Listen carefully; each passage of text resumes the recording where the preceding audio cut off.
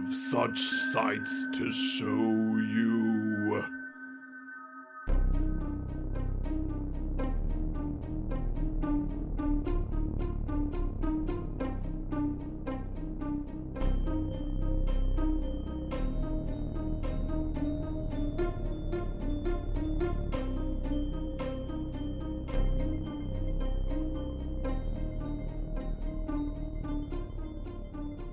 We're Poppin the Scary Horror Podcast here. I'm your host, Coale, and with me as always, I have my good friend and co-host, Aaron. Yay. Aaron, happy anniversary, buddy. Happy anniversary, babe.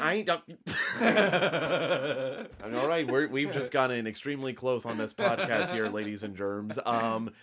So we have officially been a podcast for the past 3 years now. 3! I know. So, 3 years of watching horror films every other week, and I always ask for, an update on how you've been feeling so far, because I know this has been an interesting journey, just going from not watching horror films to now having watched, a good bulk. About, almost 80 horror films and everything. So, I guess, not that I expect too much of a radical change from last year's anniversary episode, but how have you felt with another batch of horror films? Oh, it's good, man. You know, it's been an interesting journey for me, because, we went from me being somebody who hasn't seen, anything in horror, and now, I'd consider horror one of my specialty genres, I guess, because I don't watch that much movies, on my own. So now I feel like, in the past year I've watched more horror movies than any other genre. So it's it's been an interesting evolution to become a horror person. I like horror. Yeah, it's cool. All right, that's good. That's definitely good. Yeah, like I said, before I had started the podcast, I just always had a hankering. I was like, I feel like you would have a lot of interesting things to say about the horror genre, and I was most certainly right there. Be it from a schlocky film or something highly artistic, I feel like you've definitely have had a lot of good insight and critiques or favorite aspects of it. So yeah, it's definitely been awesome as well, just to kind of experience that as well. And what's a better way to celebrate it than watching a sequel to the film that started all, Texas Chainsaw Massacre. And not only that, apparently it's a really bad film. Woo! Yeah. So Tired of all these good movies. Yeah, because whenever we had brought it up to Dave, whenever he arrived on the podcast episode last year, he was pretty much vehemently not excited about the prospect of watching this film. He had sort of a change of heart whenever it came to Texas Chainsaw Massacre 2, whenever he came on the podcast. But this is one where he has seen multiple times, and he's just like, no. Yeah. No. So this is kind of like one of those weird things where it's already cat's out of the bag on kind of the quality of this film. Right. So, but I will say, I'm not going to let anything muddy my prefaced opinion. Maybe this is a secret sleeper hit. I don't know. Maybe I'm going to be really against the grind, and I'm going to love it, and everyone else is going to hate it. I'm keeping an open mind. Yeah. It'll be very interesting, because I think this is the first time, at the very least, we have explicitly started going into a film being like, this is probably going to be really bad. Not just it might not be very good, right? Or I whatever. Don't have high hopes for this. No, it seems to be reviewed as bad. Yeah, just this film is just universally panned, and so this is kind of like a unique situation, because whenever it comes to me selecting films for the podcast, I truly try to pick films that are somewhat interesting there, or I'm curious about. Rarely do I go, I hate this film, let's watch this film for the podcast. That is not usually the thought process that goes into it there. But yeah, I don't know, will you be the White Knight of the next generation?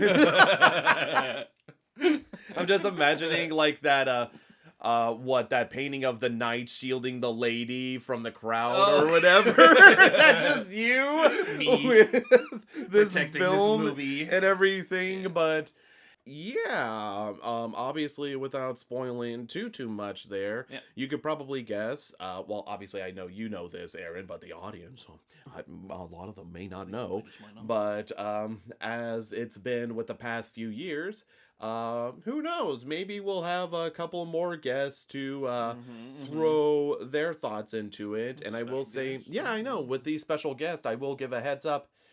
I have no idea what they've said about the film personally, besides one of them. Right.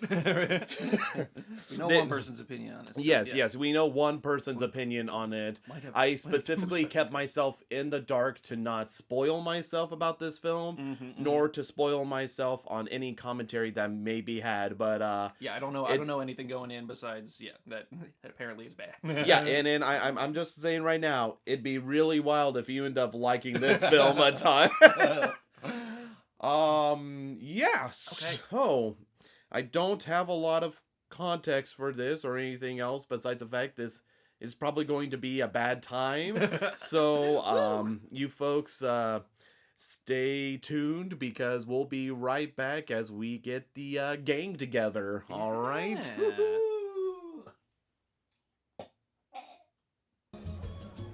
Happy anniversary, happy anniversary, happy anniversary, happy anniversary, happy, happy, happy, happy.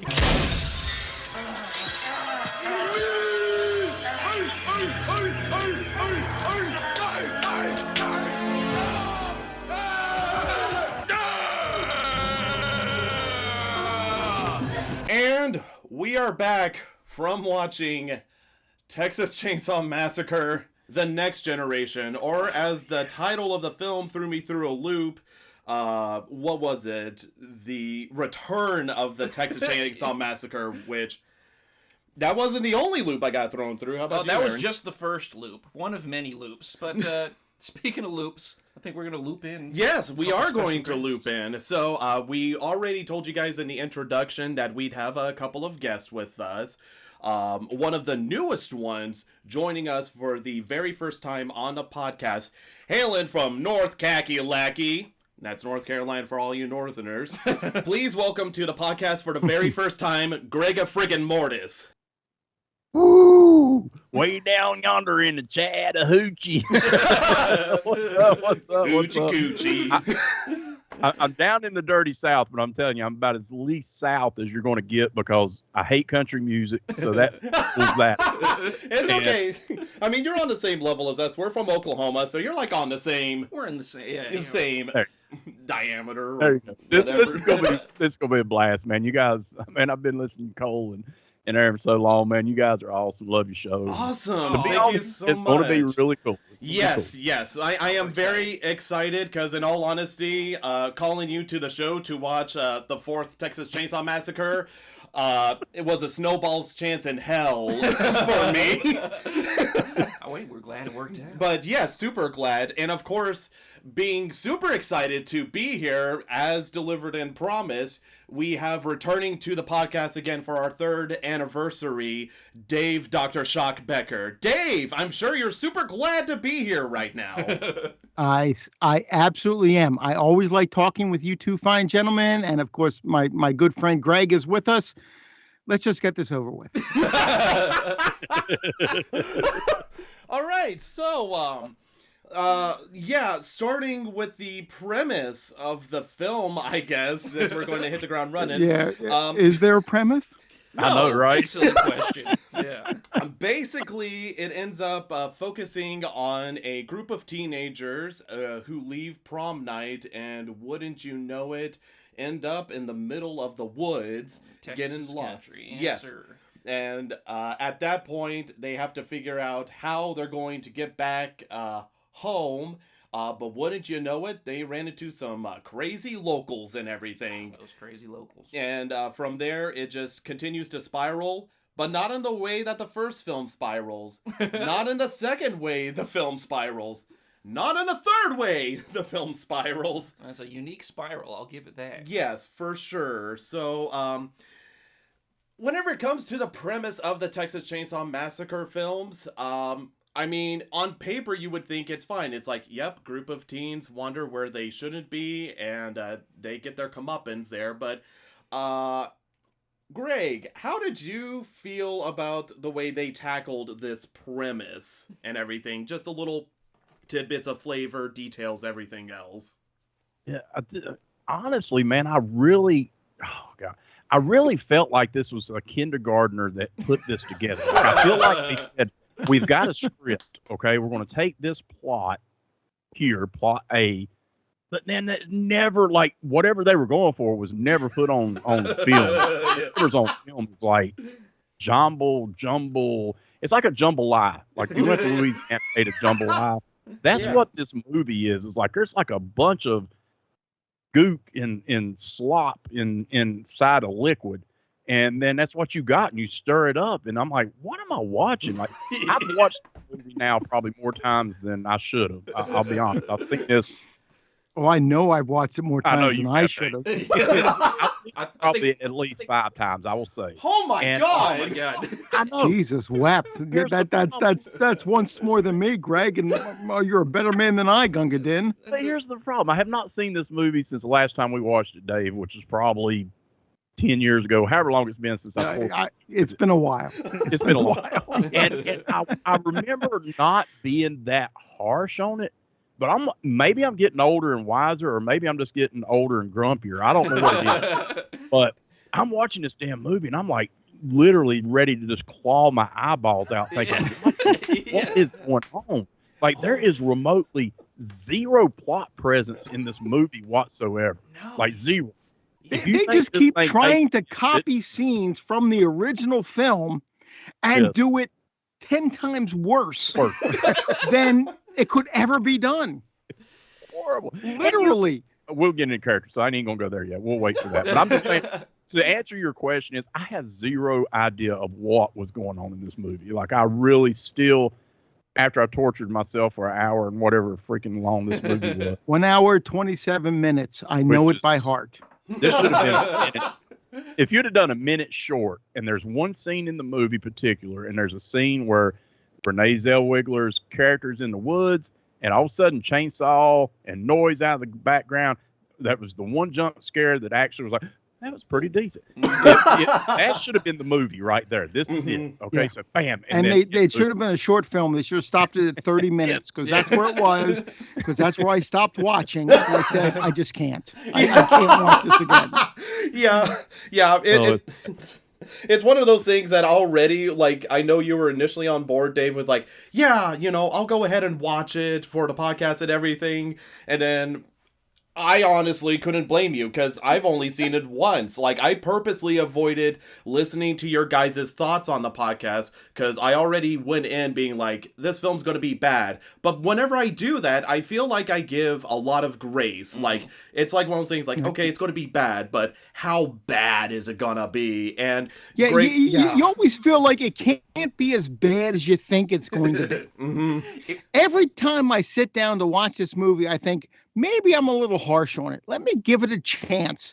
And within 5 minutes, I'm like, no, this movie sucks total ass. And I think you hit it right on the head, Greg, because whenever it came to the plot, I felt like it was wandering, but it didn't help that whenever it came to watching the edition of the film, because I got the Scream Factory version, they had theatrical cut and director's cut. We did watch the director's cut. And I'm used to, like, Jesus wept. You watched 2 cuts in this movie? No. Just one. I was picking one lane, and I'm like, I guess I'll pick the director one, because usually theatrical is like they're cutting out stuff, be it like it's too gory or too long. Well, I have a feeling the director's cut is just as sucky as the. Well, here's the bizarre thing. Like, I feel like the scenes obviously I tried to look up what was different between 2 cuts, but you can't get people to talk about this film at all. Like, you are hard damn pressed to find anybody wanting to compare 2 versions of a film. But, like, from what I saw, the theatrical version was a better edited film. This is the one time where I'm like, the director's cut is like just unedited footage. Like, the shots went on for too long or anything, because there sure as hell wasn't more violence or gore. It just was usually them just taking longer to get to the destination or waiting around. Like, Yeah. Right. it literally... So, you mentioning, Greg, that the plot didn't know where it was going to go, I don't think the actors or the filmmakers I don't think the knew, director like, where knew. they were going with the film. No. I agree with you. And it was funny, too, because it just... you mentioned kindergartner there. I was actually giving a little bit more credit and just saying a really bad college student It felt film. like a college, Yeah. especially some of the dialogue. One character, they just had spouting quotes all the time. I was like, this guy just got out of like English 101 and was like, yes, we're gonna make him say some Emerson quotes. Why does this guy? This guy reads fucking Walden? Like, this is a transcendent. You want me to believe that? Oh my! I love the first thing he walks up and he's like, Ulysses S. Grant quote, and I'm like, this guy, this guy's a Union diehard. Like, why is he quoting Grant? Here's On my Walden question. I Pond. got one question, and maybe you guys can answer this, because Kim Hinkle, we're going to give you your 2 seconds of fame. This is the only movie you directed, and it's obvious. But here's my problem. Yeah, right. He's on the credits as writing, but if you look him up, he's on the credits of all the Chainsaw Massacre writings. Mm-hmm. So clearly, I guess maybe he had something to do with something. I don't know that he did. I think it might have just been like when I think Toby Hooper was credited on a lot of those, like even Texas Chainsaw Massacre 2 he directed. Mm-hmm. But Texas Chainsaw Massacre 3 and this one, I think he gets a credit on all of the ones going forward for story. Yeah. Mm-hmm. Like, he's the one who created the characters. He is the man behind Leatherface. Exactly, but that's what I'm saying. Like, he's credited on the Texas Chainsaw Massacre. And I wish that Toby Hooper sued his agent to get off of this movie. Yeah. Because there is no way this dude had anything to do with the original. There's no way. There's no way. No, it tries to be the original. It tries to be the original, and it fails at every single step. Mm-hmm. First off, let's talk about the cast. This has 2 Oscar winners in the cast. Yeah, that was insane to me. You have Renee Zellweger and you have Matthew McConaughey. Matthew McConaughey won Best Actor for Dallas Buyers Club. Mm-hmm. Renee Zellweger has 2 Oscars. Yeah. One well-deserved for Judy, where she played Judy Garland, and her first Oscar for Best Supporting Actress, absolutely not deserved, for Cold Mountain. She overacted horrendously in that movie. But you have 2 Oscar winners in this, and that scene in the pickup or the tow truck, where I'm sitting there on the Matthew McConaughey and Renee Zellweger, and I'm like, oh my God, there are 2 Oscar winners in this fucking movie. Are you kidding me right now? Yeah, and it's crazy to me that this was a budget of $600,000. They put 2 Oscar winners in it, and it made $185 grand at the box pre-Oscar winners. They hadn't won Oscars yet. Right. But even in the 90s, I guarantee neither one are putting this movie on their resume. Maybe McConaughey and Zellweger was still coming off the Dazed and Confused high, so maybe they were just still like on a lot of dope and figured. And let's be honest, there are moments in this movie where they call Renee Zellweger's character a dog. Yeah, she's the hottest girl in this freaking film. Yeah. She's wearing glasses. It's the Clark Kent Superman. I disagree with you, because Dave. she's wearing glasses, they call her a dog. I think Heather was the hottest one, but she had 0 brain. Whatever. But, no, she got stuck in that freezer like real early. That don't make her not hot. She was kind of hot, but god damn it, I would put Renee Zellweger ahead of Heather. Okay. In this movie, I really would. And it's and there's that scene. The moment I turned this movie off was where she was firing the gun with no bullets at Leatherface. Oh God! And then she throws the gun. Then she throws the gun at him. Yeah. Oh my God! Do you remember those early Superman episodes? Mm-hmm. Yeah. Where Superman stood there, 5 bullets off the chest, and when the guy threw the gun, he ducked. It wasn't like that. Yeah, and then I love she gets a gun later, but I'm not Right, going to shoot it this time. And at that point, I said, I can't watch this movie anymore. Let's just record the episode. I don't blame you. Greg, I'm going to be honest. We might have to break out some harnesses for Dave because I don't think we can hold him back this episode. It's just hold the coattails and ride the wave. Yes. I will say this. My worst experience of movie watching, and I've said this on the podcast several times, is 2000 to 2001's Carnivore. I thought that has always been, to me, the worst movie ever made to mankind. Has now officially been trumped by this movie. This movie has legit trumped Carnivore, and that's saying something. Carnivore has boom mics hanging down in it. It's really bad. I mean, it's really bad. I would rather see mic booms. I would rather see shadows in the walls from directors standing because they're stupid to not get out of the light. I would rather see all of that than I would rather see this damn movie again. I'm telling you, it's a coaster. Okay, oh my gosh, I gotta be honest. So I have not listened to your nearly 400 episodes of the Land of the Creeps podcast, which again, major kudos for doing that. It is a rare sight for me to see you be negative because you are the person who always finds a positive in anything. And the fact that's Greg. That is absolutely Greg. Yeah. And just hearing you say these words is like, oh my God, God is dead. Like it is like hell has froze over.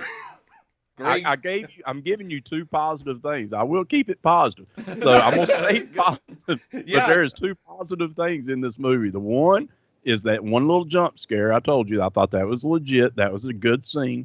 And then the second thing that's positive was when the credits came on. I was positive that this movie was a hot floating turd. Like, I was positive this movie sucks balls. This is like the sweat on Satan's balls. This is like the movie that burns there. Like, this is horrible. Like, this should never exist in any catalog. And I hate saying that. I'm the most... You know what, Greg? I'm with you. I hate but I hate hating a movie. I do. I want to love every movie I see. I really do. But this movie absolutely sucks. Oh, wait. There's one more thing, Dave. There's one more thing. There's one more really big positive. I told Pearl that Darla, played by Tony Perinsky, when she flashed her breast, that was a very... Oh God, yeah, that was my favorite scene in the movie. Mic drop. Other than that, this movie can suck balls. Jesus, damn. Oh my! I did not like this movie either. I feel a little nervous to say a couple good things about it as we continue with the bug. I do have a couple things I did like. That's a controversial opinion at this point. Most of the movie I did not like it. Jeez Louise, yeah. But I liked Darla's character actually. I thought she was kind of funny and interesting. I hate what they did with it, which I guess we can talk more about when we continue into spoilers. But it's I liked her from the start, but yeah, by the end I didn't.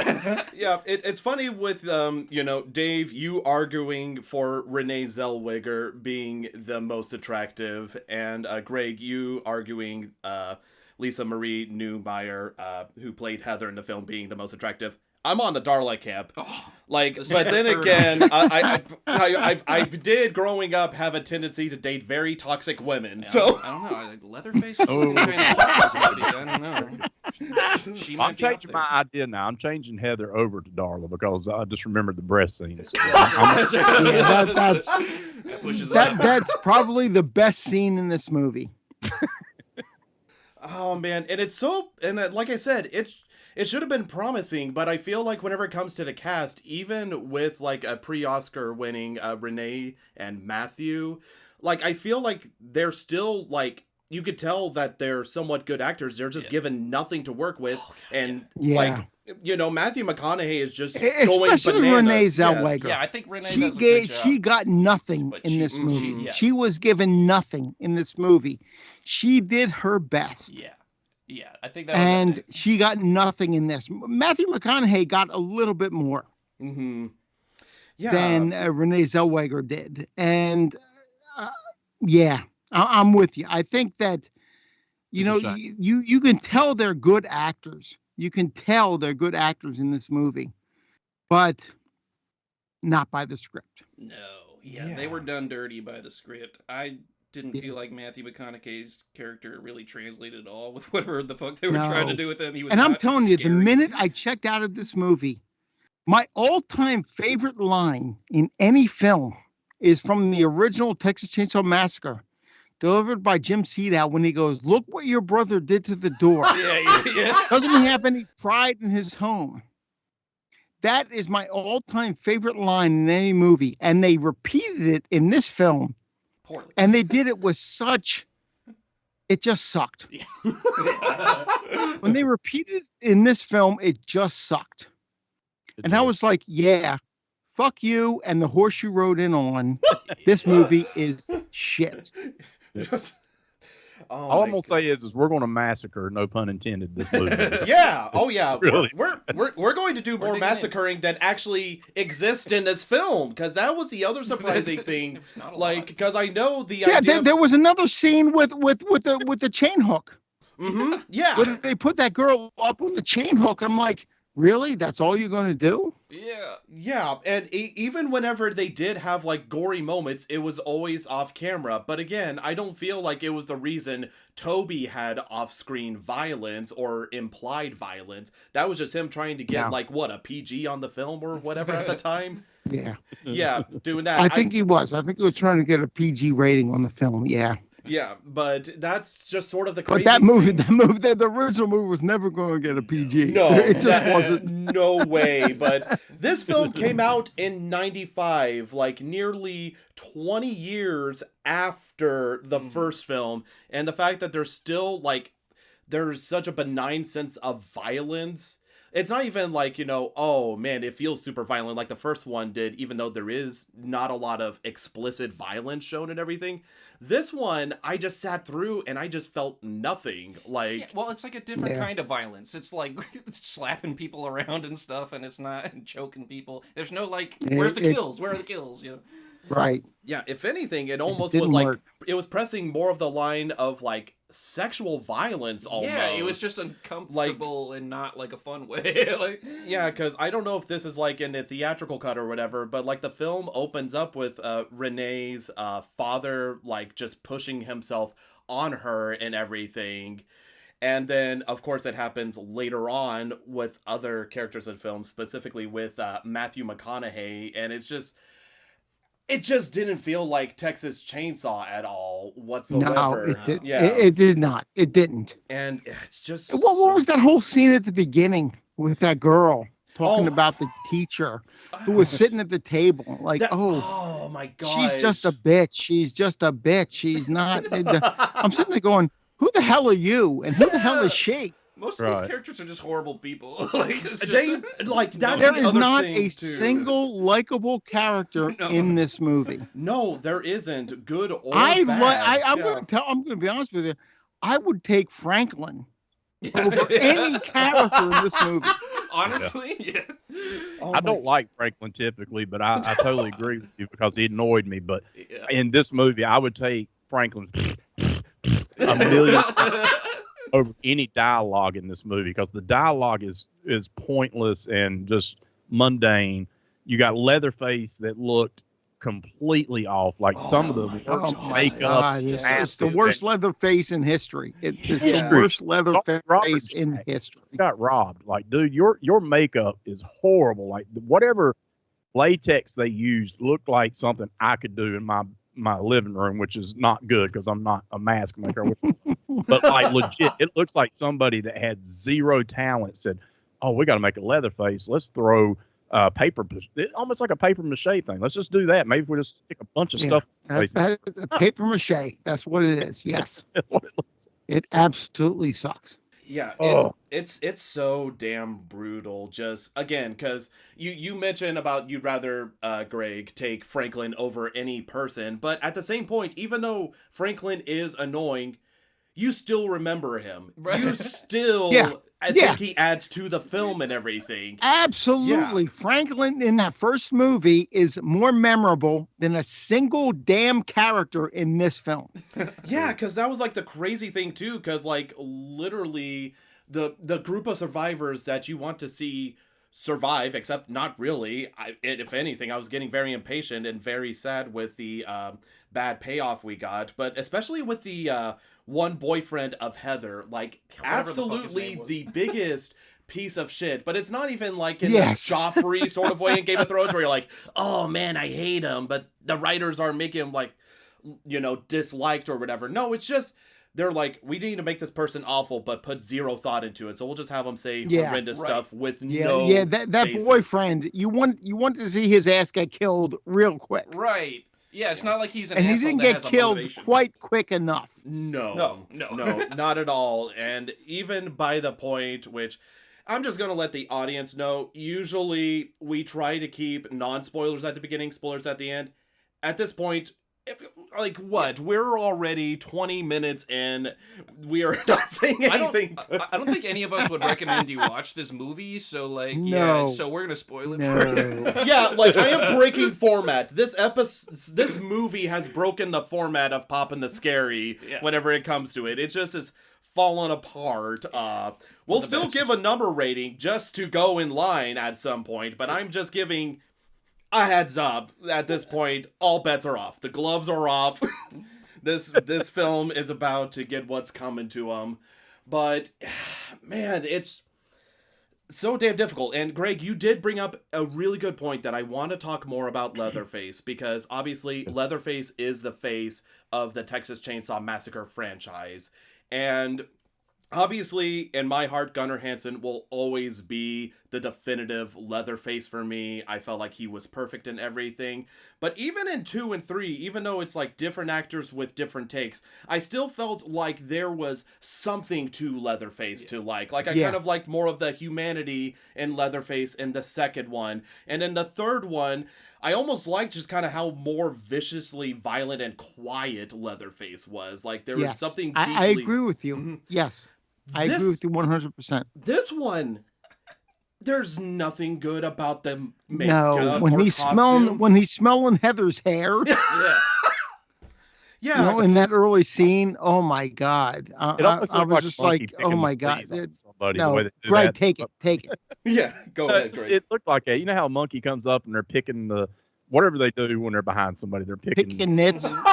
Whatever it is. That's what it looked like. Hair. Like, picking things out of her hair, and then she's like flicking it like, oh, stop it. And then it's like, do it. And, oh, stop it. And then she stands up and screams.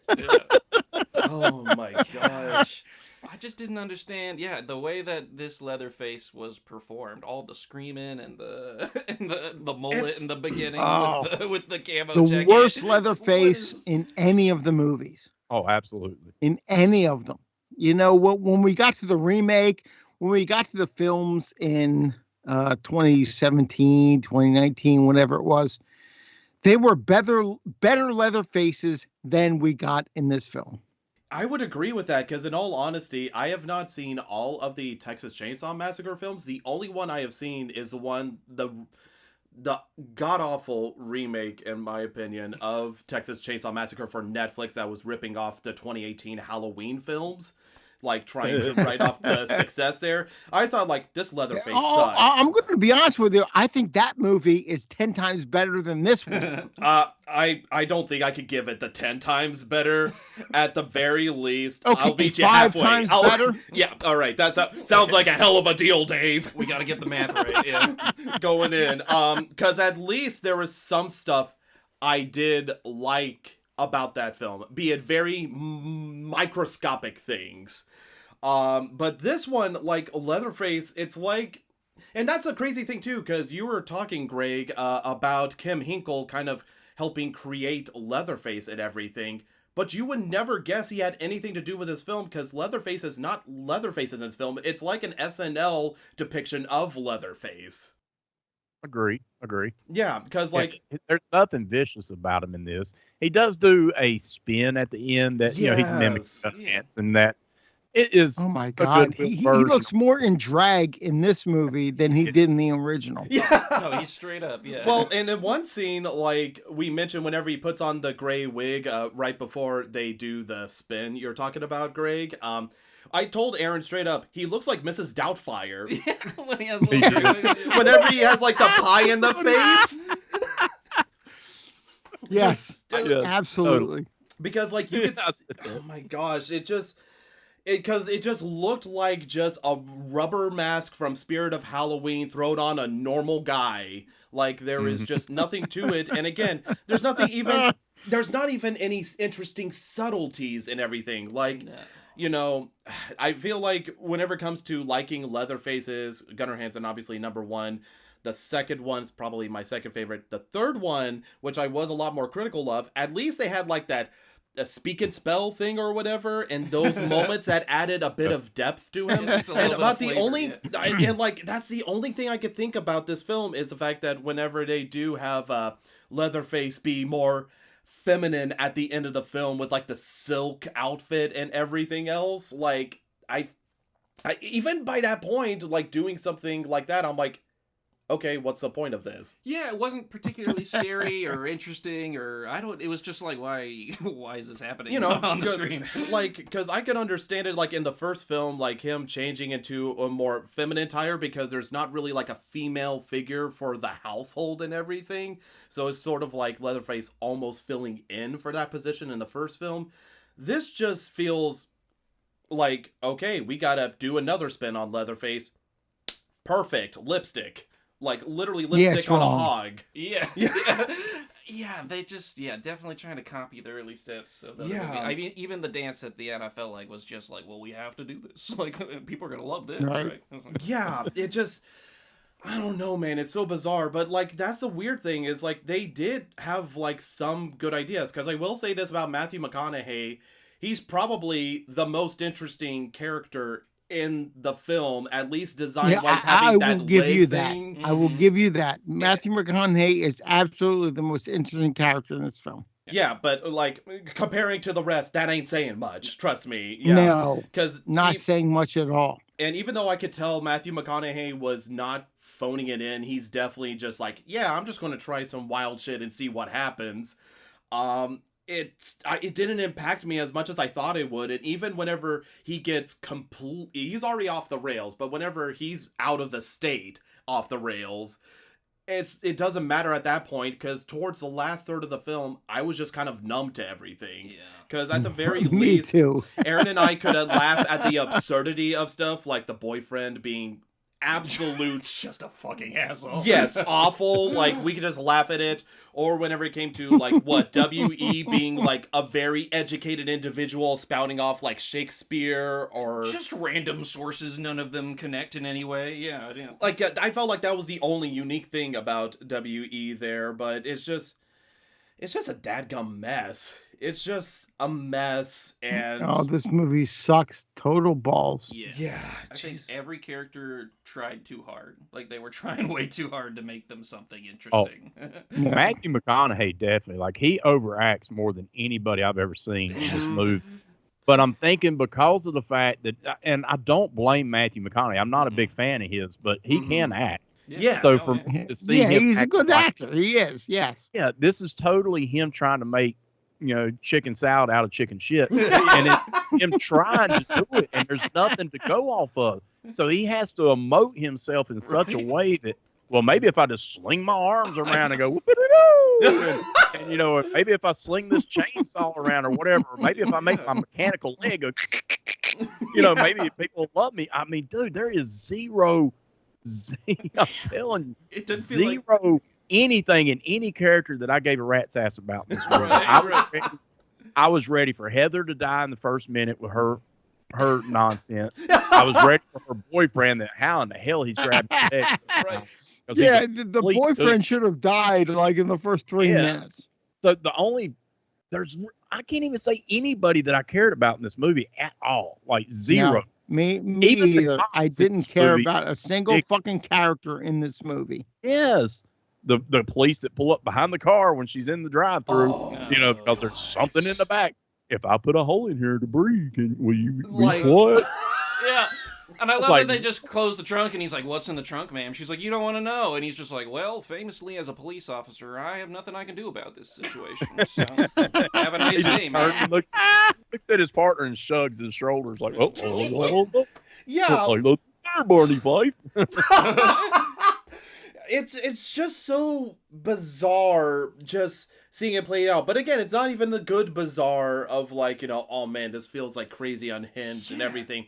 It just feels not thought out. Not thought out. Like, just poorly designed. Yeah. Not, you know, fun and crazy and macabre. It's just like, yeah, this is like a poorly designed haunted house that somebody filmed. But oh my gosh, yeah, and oh man, yeah, and I think that's one of the things, like, you mentioned, Dave, that it does a lot of the things it does in the first film, but worse. And, Yes. you know, I'm not opposed to, like, having homages to stuff, because, I mean, if I'm being No, honest, I like homages. You I know- do. yeah. But this movie absolutely fucks it up. Yeah. Yeah, because it's like one thing if it's like, you know, as much as we love Bill Moseley as Chop Top, he is basically just the twin brother of the hitchhiker from the first film. But at Oh least, God! yeah. You know what? I would give Bill Moseley the Oscar. Yeah. For best supporting actor over anybody in this movie.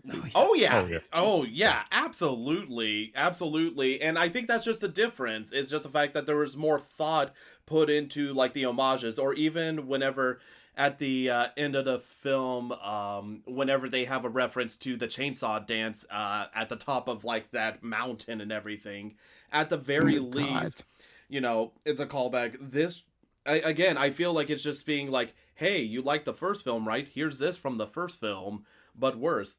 Do you like me and everything? Yeah. Absolutely. Oh my gosh. 10 times worse. Yeah, but and, like, I cannot emphasize this enough. I know I've already talked about this and everything. The kills in this movie kill me in the worst way possible, because I thought, like, okay, They suck. yeah, it's like one of those things, like, okay, the characters suck, it's not really going anywhere, but at least if you give me like a good solid kill of like, wow, that was great, I can maybe give it like a little bit of credit. But every kill in this film is so just undercooked. They didn't even mix the goddamn ingredients. Undercooked. God, you're playing it. Every kill in this movie sucks. yeah. Yeah. They're all. Oh my gosh. You got 'cause- the guy that he runs over. That's like, let's cut on the music and go, boom, boom, boom, boom. Yeah. Don't get to see that. And I don't know if it was just the director's cut or what, but man, that scene went on for like a full minute. When we were watching, we were just like, all right, and he reversed Way and too then long forward. to not see it. Let me put it in low gear real quick, and then I was like, geez, man, like I get it, let's go. Like, And it's just a faraway shot in the dark. right. They don't even try to like show like a dummy getting ran over. Like obviously you see the dummy, but it's just from a distance and the impact is not there. It's just Matthew McConaughey scooting back and forth in his truck there with the first kill he has. And then even whenever like Leatherface is doing the grab of Heather and then decides to throw her in the deep freeze, which again was just insulting because that deep freeze shot from the first film is so well done. It is so masterfully done, showing the reveal of like, oh, is she dead? Wakes up, and then whenever Leatherface enters the room, like everything is so good, but it just literally was like a comedy skit, but wasn't funny at all. Yeah. Yeah, Oh my I mean, I gosh. feel like they were trying to maybe capture some of the funny charm that existed in the first movie, but especially in like the second movie and third. Like, it's just, but man, like they failed. I mean, that's the whole thing. Number 2 was the complete comedy movie, which I thought worked. I thought it was a great follow up to the original. Number 3 went a little. I have warmed up to number 2. I think it is a really strong Poppin film. Scary. Yeah, I do. I think it's a really strong film. The scenes without Dennis Hopper. I think Dennis Hopper is appearing in his own movie in that Texas Chainsaw Massacre he is too. in a completely Yeah, separate the film. scenes without Dennis Hopper are the strongest, Mm-hmm. as far as I'm concerned. Yes. And I really do like number 3, Texas Chainsaw Massacre, Leatherface, Texas Chainsaw Massacre 3. I really like that film as well. But then we come to this movie. Oh man, you got like really low there. I thought you were about to begin like some like deep monologue there, like. Then we come to He was this fixing to movie. pull That's how you know he's defeated. It's just out the home and pull the curse out. Anybody who watches this movie, I'm putting the curse on you. Your eyes bleed blood. That's what's going to happen if you watch this movie. Your eyes are going to bleed with boredom. Oh my gosh, yeah, because like it's impressive for a film just to be bad and not enjoyably bad. Because at the very least, like Aaron and I were chuckling towards the first half, but it was just dead fucking silence at the latter half of the film. Like no commentary, just dead awkward ass silence. Especially, I'm gonna have to step back for this one. Hearing Matthew McConaughey go. yeah, I feel so bad for Renee Zellweger and what she had to put up with in this movie. Just Matthew McConaughey yelling in her ear and spitting shit on her, and man, that must have been a marathon to just be in the worst movie ever made. Yeah, it's okay. Yeah, I'm about to go Matthew McConaughey on this film here. Yeah. Where the hell were we talking about kills? You kill me. Yeah. Okay. Anyways, so like, okay, here was the number one death I was looking for. That asshole of a boyfriend. I was like, oh man, they're absolutely going to destroy him, because that's just the usual trope. Right. Like, the more shit to do, the bigger the punishment is and everything. He got the most mundane death. Again, he's just getting like hit over. Yeah, it was not earned. It was not earned. No, well, and that asshole should have died a much worse death than he did. Oh my gosh! Well, and I just remembered this, Dave. It's just my brain trying to suppress me, trying to protect me, and everything. So the whole scene is stupid, anyways, because he's having this argument with like WE and everything about stuff, and he just acts like an asshole. Like, you're gonna get in serious trouble for this. You know my dad. Oh my god! That whole scene where he shuts the door. Yes, that's what I'm talking about. The brother is on the other side with a shotgun, and he points the gun at the door. And then the asshole says something, and he points the gun at the door again. I'm like, dude, blow the fucking doorknob off of there. Yeah. Well, look, you got to be honest. The Sawyer the gun, blow the doorknob off of there, and he didn't. And later on, in the scene where Leatherface is with him, he's like, what's going on in there? Oh my gosh. Because he wouldn't shoot the fucking knob off the door. Well, Dave. Oh my god. This movie sucks so much ass. Well, Dave, in the film's defense, you know how the Sawyers are about their doors. They're very defensive about those doors. They're very true. Oh, yes. Absolutely. That's Although he didn't have I do. Robert Yeah. Look what your brother did to the door is my all-time favorite line in a film. In this movie, when they repeated it, that's when I was out. I'm like, fuck you and this fucking movie. But I didn't even get to the craziest part. So again, literally, you have this guy pointing a gun at you in the middle of nowhere, and he proceeds to lock the door, go upstairs, and go take a leak in the bathroom, like in the room covered in human skin.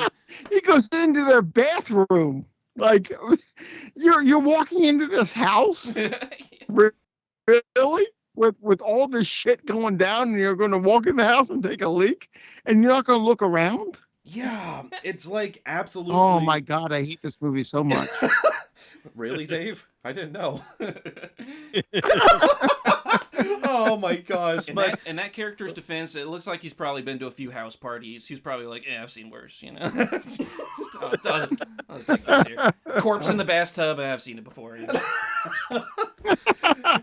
Good lord. But yeah, and then he steps out, and then it's hammer time for Leatherface as he's like whacking on him. But again, like, do you remember in the first film whenever Leatherface first appears with that mallet, how terrifying it is as he lays the hammer down?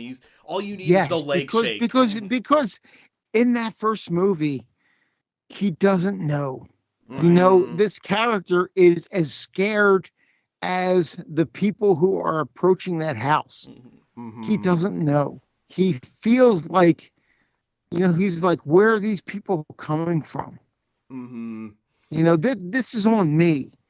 This is, you know, I'm killing them, but where are they coming from? And Gunnar Hansen plays it so well in that first movie. He really does. In this movie,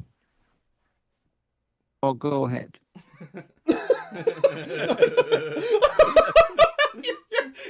You're Good fine, Dave. segue into that.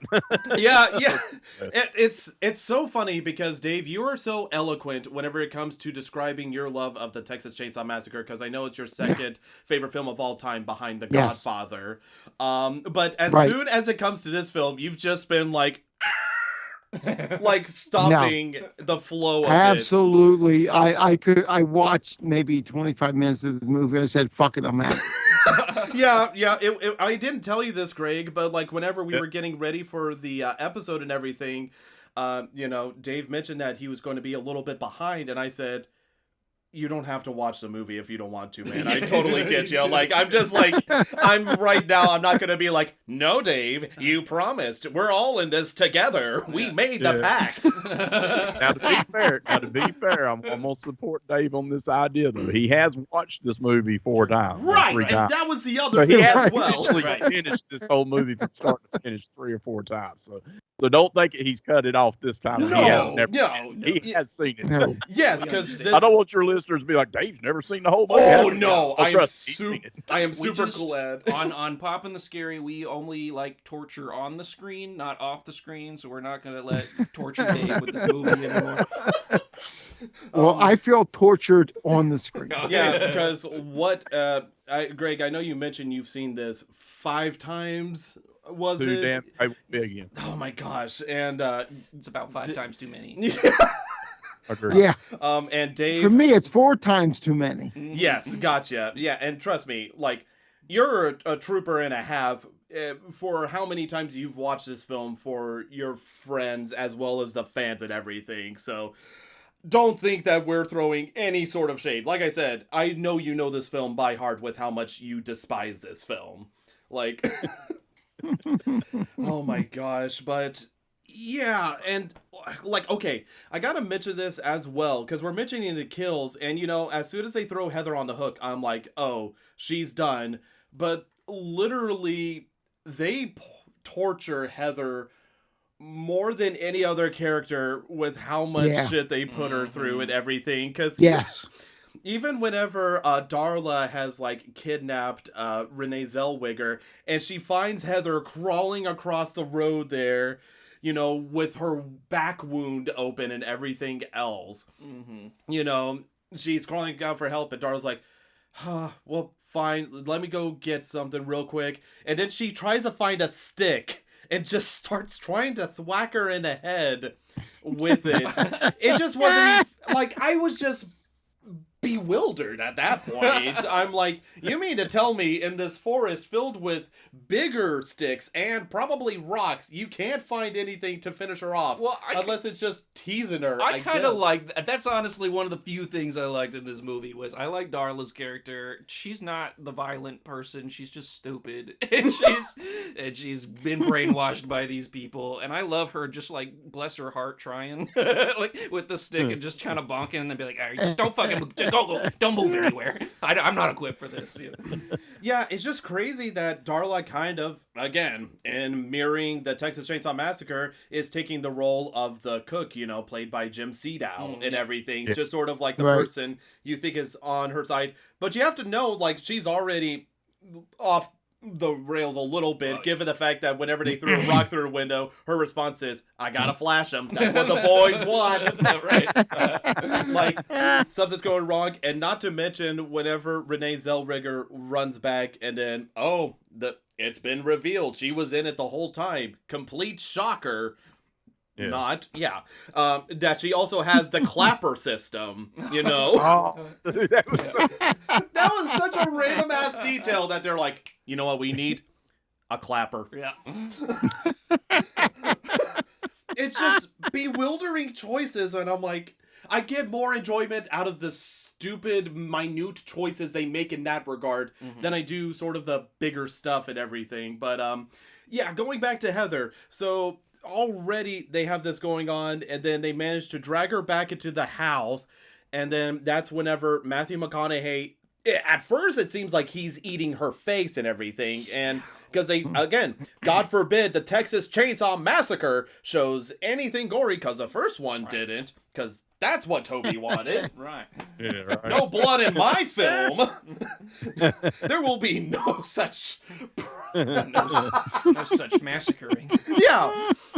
But it pulls back, and, you know, like, Matthew McConaughey has, like, a gusher amount of blood dripping out of his mouth. So I'm like, oh, all right. Yeah, that's something. And so I'm like, okay, well, her face is eaten or whatever. But then whenever they go back and Renee's trying to get her up, she has, like, a little, like, skin cut on her nose and everything. And I'm like, okay, she's going through the worst punishments, but also not the worst punishments. Like, the worst thing so far has been the meat hook there, and then she got swacked by a twig a couple of times in the head, and got a little bit of her skin, nose skin bitten off. And then whenever she appears later, she's just literally just out of it at the dinner table, which, oh my gosh, the dinner table, okay. This film, this is just something I thought of that I'm just like, this is fucking stupid. What has always been the biggest thing about Texas Chainsaw Massacre? Barbecue. That's always been the thing. That dinner scene at the end of the original is the movie. Yeah, for sure. And what entree are they bringing to dinner? Pizza. Yeah, like Nothing says Texas Chainsaw Massacre like a good old pizza. yeah. the Italian pizza massacre. Yeah, like it's Why just. would we have barbecue or meat in Texas? Why would we have anything that would reveal anything of being a manly cooking something? No, we're going to bring in the pizza pie. It's just a bizarre choice that, again, I feel like they just did because they're like, oh, look at us. We shook it up with pizza. You know, and it's like, oh my gosh, this is because RD, like, obviously I am not aware of like the heavy lore or where the hell this film is going besides Leatherface being Leatherface. Are these still the Sawyers, or is this like another new offset of a family? Like, I don't know if anybody's taken the time to like break out the timeline of the Texas Chainsaw Massacre films. Honestly, I don't know. I never heard him say Sawyer. So I feel like it's different. I feel like it's a different. I thought the only thing I heard was like Sawyers. the Slaughter family or whatever. Yeah. I could be just gaslighting myself right now into believing that, but that's what I got out of it. But it's so bizarre. It's so bizarre, and No. I've It's awful. It's truly awful. here's the thing: we got a $600,000 budget, right? Yeah. Mhm. I don't know where that went. I guess to the pizza. Yeah. They probably flew it in from Chicago. They probably had Chicago pizza. But if you look at 1994, I just looked at a quick list of just a few movies released. I mean, you had Cemetery Man, great movie. In the Mouth of Madness, great movie. You got Phantasm 3, Lord of the Dead, fun movie. You got The Crow, really good movie, right? Leprechaun 2, who can't have a Leprechaun movie, right? So, I mean, I'm not saying these are great movies, per se. But this is Every single one is better than this. And all Brain Scan and all these movies, I'm thinking in my mind, like, where was society at in 1994 that we got what we got in this movie? Like, I don't understand what was the what was happening in society, what was the big craze going on in 94. Like, there's nothing remotely that this movie would make me feel like socially that maybe they were trying to hit off of politics, or maybe they were doing something. There's nothing that remotely involves anything. Like, it just looks like jambalaya mess. Like, Right. zero nothing. It's just throw everything you can into a pot and see if you can eat it, and you're going to puke it up because it's putrid. But I'm like, there is nothing remotely comfortable in this movie. Like, nothing that made me say, I can do that. I'm on board for this. And I hate saying that. I literally hate saying that. I do too. I want to love every single movie I see. Absolutely. I want to love it. I do. But this movie is just total balls. I want to see 1994's 19-minute My Sweet Satan. I would rather watch My Sweet Satan, whatever the hell that is, over this. You got the Return of the Boogeyman, which is not a very good movie, but you got that. Like, there's Savage Harvest. Like, I could list off 100 movies that probably came out in 1994 that would be like 10 times better than this movie. Like, there's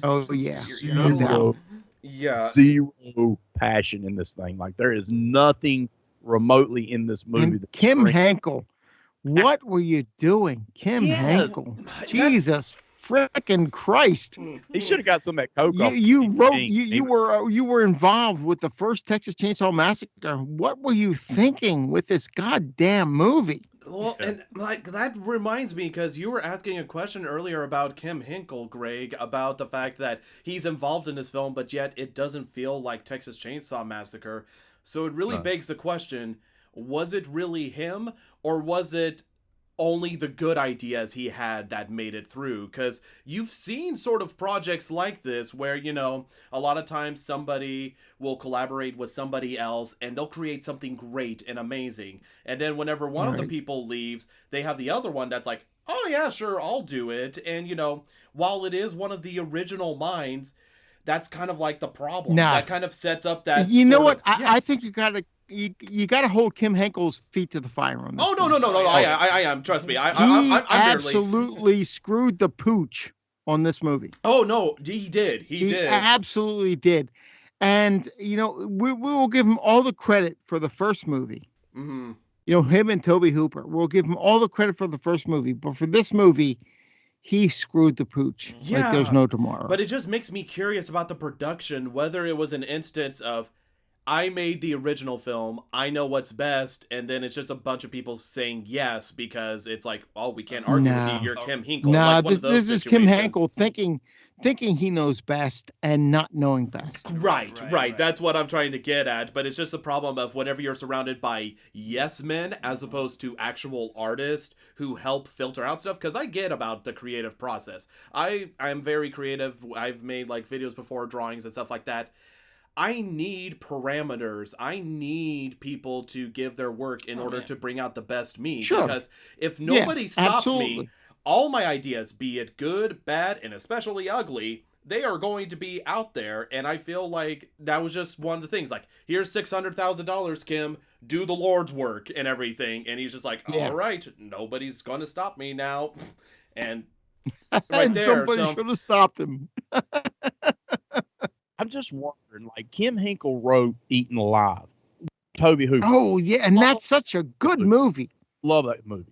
I do, too. I love Eaten Alive. I think it's a great film. What happened? Like, what the... Absolutely. Eaten Alive, like, takes place in the town just next to where the Texas Chainsaw Massacre happened. Mm-hmm. It does, and it's a great film. And you're like, Kim Henkel. What the fuck? It's just crazy because, in all honesty, I didn't know it was made by him until whenever I was like looking up stuff to get ready for the episode, and I'm like, what do you mean it's made by one of the guys who made the first one? This doesn't look like somebody that would make the film from the first one. It looks like somebody who had no respect for the first one. Yeah. That's what it feels like to me. Someone who had no respect for the first movie, and they come out with this piece of shit. Yeah. How can you sit here and say you filmed? All right, this is day one. Let's go back and watch what we've done. Oh, that looks great. Okay, we'll roll with that. That looks good. This turned into a great. They did not do that. There's no way. No. There's no way anybody screened this and said, I'm telling "All right, I you, feel comfortable." the Texas Chainsaw Massacre is 10 times the movie this is. Eaten Alive is 8 times the movie this is. Yeah, okay. And obviously, I do have this question for you guys there, because I know you guys are a bit older than Aaron and I and everything, considering by the time this came out in 95 there, we were like basically toddlers and everything. Do you remember? Yeah, I was already in my 30s. Oh, yeah. Yeah, I'm just curious. Do you guys remember what the reception was of this film whenever it came out, like initially? No. I don't remember because not, you know what? I kind of remember because I was such a fan of the first film. I kind of remember that the reception was like, yeah, this movie sucks. Yeah, just looking at the numbers, I'm not sure who watched it. I mean, with such a low box office return. Yeah. Yeah, even in the mid 90s. Yeah. You know, this is the time of Scream. Mm-hmm. Yeah. And a few years later, I Know What You Did Last Summer and Urban Legend. That's this time period. So, you know, it was already past the Texas Chainsaw Massacre at this point. Mm-hmm. So for them to come out with this pure piece of shit at that time period was just like, okay, let's nail the final nail in the coffin of Texas Chainsaw Massacre. Yeah, I could see that, which it is. Dave, you mentioned something very funny that I realized, because anytime I look back at decades of horror there, you know, a lot of people talk about how Scream revitalized the horror genre, and it was released in 96. One year after Scream. this film. I love Scream. I think it's an amazing film, yes. Yeah, so I think it's just funny, like, I guess Wes Craven must have seen it, and then cue music, and they say that a hero needs saving, coming up, ready to fucking direct Scream to save the genre. Yes. Absolutely, because God. this movie was saving nothing. Yeah, and Greg, did you have an experience with the Next Generation whenever it was released, or I guess whenever it was released as its initial title of whatever the hell it was called? Oh, god damn it. The Return of the Texas, yes. I do specifically remember the VHS. I do remember this hitting video stores. I do remember watching this. I do not remember having the reaction I have now, but then again, different time, whatever, and maybe I was high at the time. So there could have been a lot of factors going into why I probably didn't scream at this movie like I am now. But after seeing this so many times and after watching as many movies as I've watched, man, this one is really, really the Baby Ruth in the pool of fucking, you know, Caddyshack. Like, this is that damn movie. And everybody's like, oh, eat it. It's good. So somebody out there thinks this movie's great. Oh, yeah. I'm sure. For thinks sure. it's the beasties of all movies. But I'm telling you, like, God bless you, because I could never do it. Yeah. I mean, the open dialogue of this movie was horrendous. Oh, my God. That's so bad. Here it is. August 18th, 19th. Well, I'm going to do it in his voice. Yes, please, go ahead. Yeah, even the opening dialogue in this movie sucked ass. Yeah. You know, you think of the first Texas Chainsaw Massacre, even the remake that was a couple years ago where they got John Larroquette back. Yeah. It worked.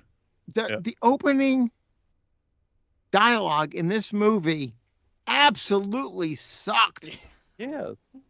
I got it. I'm going to read it. Yes, yeah, And I'm please, still, go like ahead. I said, Please this do, is the yes. weird voice. This is the weird voice. He was legit. Had a voice like this, and he's like, August 18th. Yeah, it wasn't John Larroquette, was it? News of a bizarre chainsaw wielding family reports which were to ignite the world's imagination began to filter out of Central Texas. Regrettably, not one of the family members was even apprehended, and for more than 10 years, nothing further was heard. Then over the next several years, at least 2 minor, yet apparently related incidents were reported. Then again, nothing. For 5 long years, silence. sucks. And that is what makes this movie suck even more. Because I liked Texas Chainsaw Massacre 2. I liked Leatherface, Texas Chainsaw Massacre 3. And the fact that this movie played them down to the point that they didn't even matter. Fuck you. Also hate that this movie's supposed to apparently take place in the same place, but we always just see dark forest. It's like it's not the cool, like all the other movies you see it in the daytime and you're in the middle of nowhere and it's kind of scary. This time they're like, oops, we took a wrong turn, now we're getting murdered. Like, it could have been anywhere. This could have been Missouri, this could have been Nebraska, this could have been anywhere in the world. right. And why nobody knows to run off the side of everybody wants to run down the middle of the road. Oh, he's chasing me. Oh my God, I forgot. Right. Let's don't go left or right. Let's just stay straight. Right. Because, God forbid we get off the highway, here with the truck chasing down. Well, that was the great thing, because, like, I don't remember who it was. It might have been, like, Renee running at the beginning or whatever. They were, like, serpentining, zigzagging, as opposed to running through, like, the woods. Yeah. I know what to happen. So when it's not even a straight line if you think about it. They're expending more energy to try to psych out a truck. I think she maybe confused it with an alligator, maybe. Yeah. Like, I gotta do a zigzag. This is a one-lane road, and you're zigzagging to try to dodge this truck on a one-lane road, dumbass. I think she was just going through all of her reptile defense, because later on, when she's getting chased by the truck, she just stands still in the woods. She's like, if it's a T-Rex can't see me if I stand still, right? Like, this truck can't see me. Matthew McConaughey is just like, you got me this time. I'll drive away, I guess. Like, you found my one weakness, some small saplings. Right. But yeah, of course, then Leatherface shows up out of fucking nowhere to resolve that plot line. But oh man, yeah.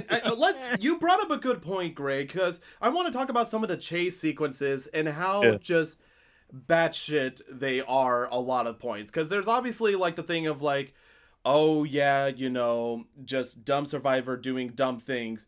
But no, like the most elaborate one includes Renee, like you mentioned, Dave, earlier, whenever she tries to shoot Leatherface there at the top of the stairwell, whenever he gets in.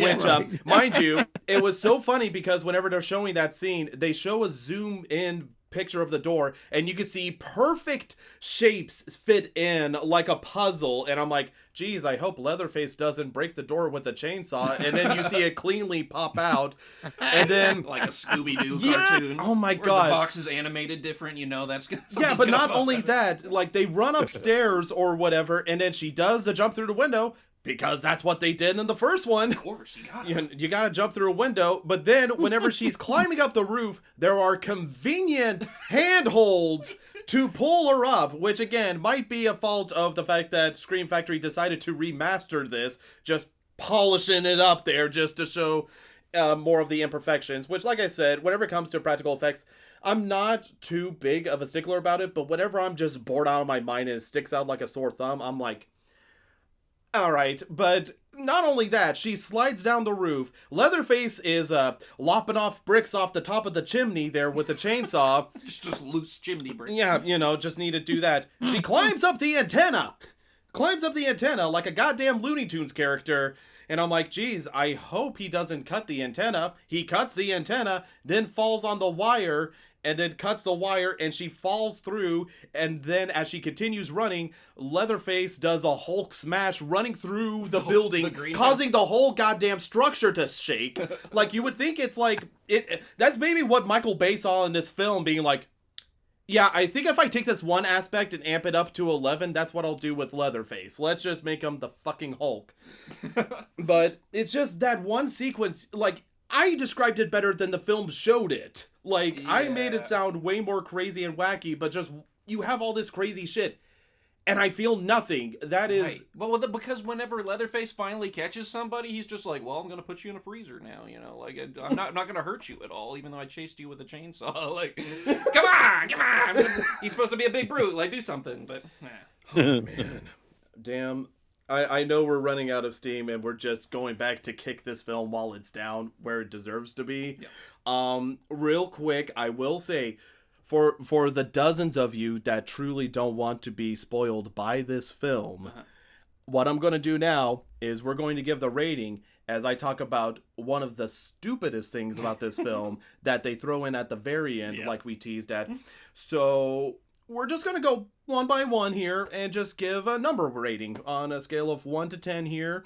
10 being masterpiece, 1 being, maybe a film that just isn't very good. That's the worst thing alive. Anyways, Greg, obviously, you being our guest of honor here, first time on the podcast, I would be more than thrilled to have you dish out the first rating for the Texas Chainsaw Massacre, The Next Generation. But I got a feeling I might know what it is given the past hour of talking about this film. It's going to be.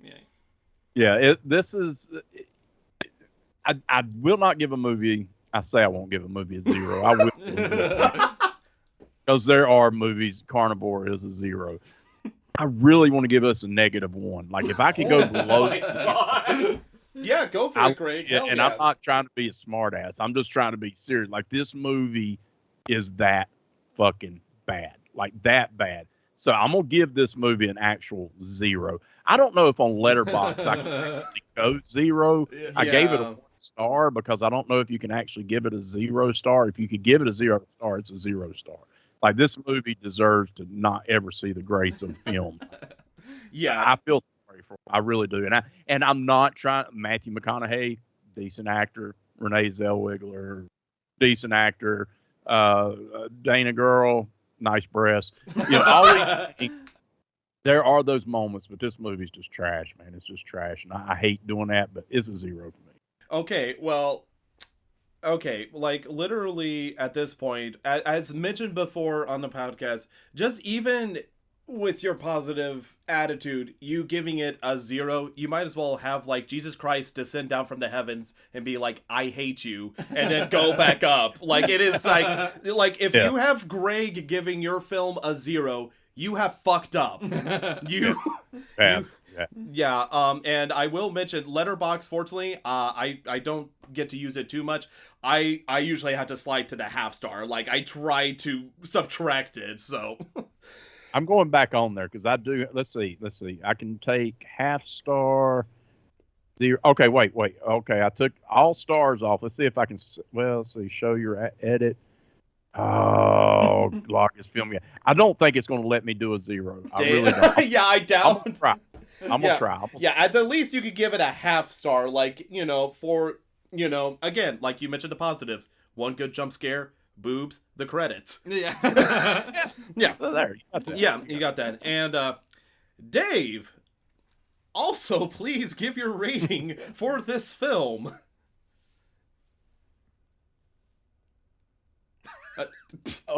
Dave? Dave loved it so much. I'm here. There he is. We love you, Dave. What, Dave? I don't think we need to hear it, but what do you rate the Texas Chainsaw Massacre?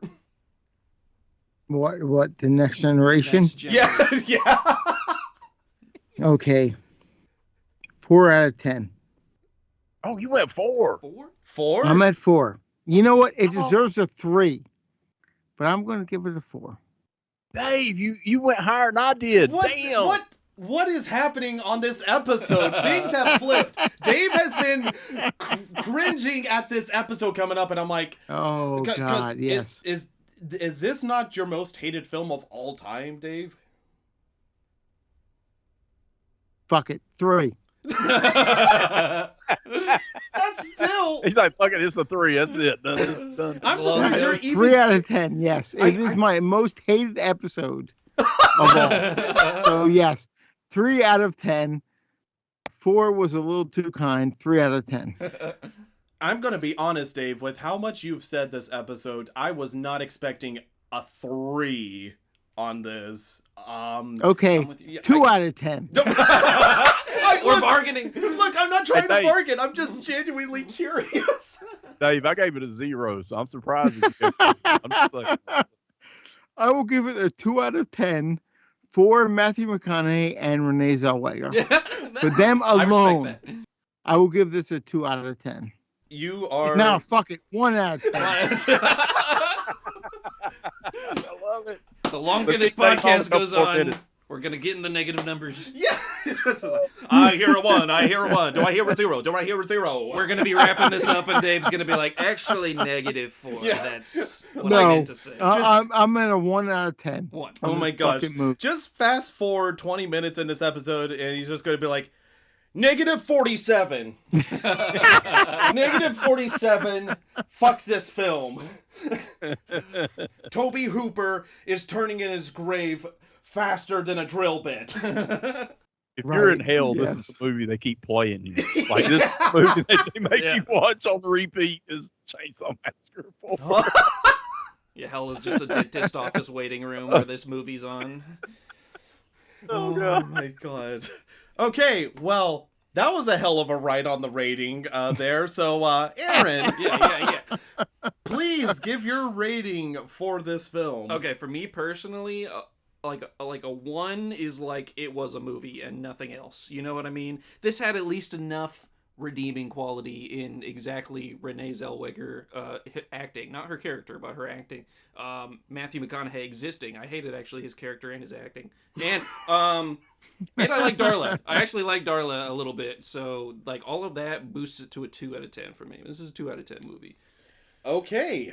Okay, wow. Well, way more generous and thoughtful than what I thought it was Still going to be. Probably, I think that's the lowest I've ever rated a film on our podcast. The only other film maybe was one other 2. Leprechaun. Yeah, I gave Leprechaun a 2 as well. That is also an awful Warwick movie. Davis got fucking robbed in that film.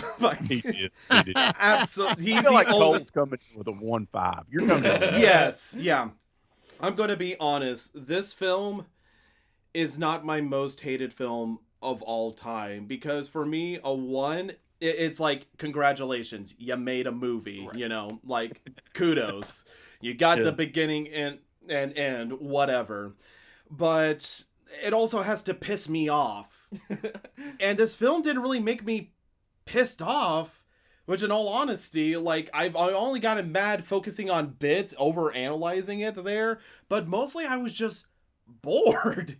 I was just bored through it, and it's just like, I waver between a 1 and a 2, and as Aaron will know, I am very prominent about the 0.5s, the half stars, as it were, or whatever.